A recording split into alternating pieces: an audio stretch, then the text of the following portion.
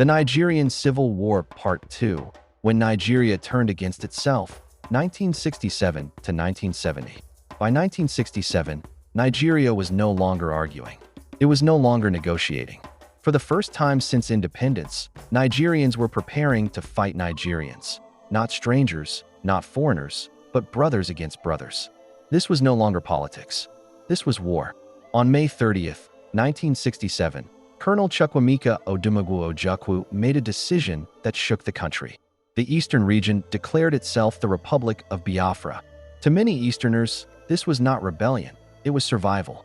They believed the Nigerian state had failed to protect them after the massacres of 1966. Secession felt like the only option left. But to the federal government, this was unacceptable. Nigeria had just been created, and now it was already breaking apart. In July 1967, the federal military government launched what it called a police action to bring Biafra back into Nigeria. But this was no small operation.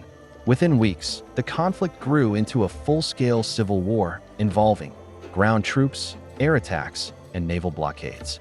Cities, towns, and villages across the eastern region became battlegrounds, and civilians, ordinary people, were trapped in between. As the war dragged on, Biafra became cut off from supplies. Food was scarce, medicine was scarce, hope became scarce. Images of suffering children shocked the world and brought international attention to Nigeria for the first time. Charities and aid groups tried to help, but access was limited. The war was no longer just about territory. It had become a human tragedy. The global community did not remain neutral. The Nigerian government received support from countries like Britain and the Soviet Union. Biafra gained sympathy and limited recognition from a few African states and humanitarian organizations. But no foreign power stepped in to stop the war. Nigeria was left to resolve its crisis alone, with weapons, not words. By January 1970, Biafra could no longer continue. Starved of resources and surrounded on all sides, Biafran forces surrendered. The war officially ended on January 15, 1970.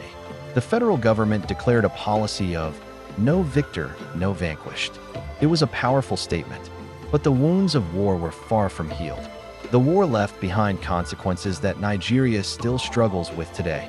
Deep ethnic mistrust, fear of marginalization, centralized military power, and silence around painful memories. Many families never recovered their losses.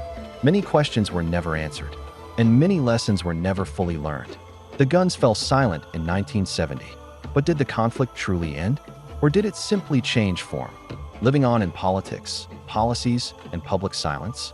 In Part 3, we will examine life after the war, reconciliation versus reality, and why the Nigerian Civil War still matters today, because history does not disappear.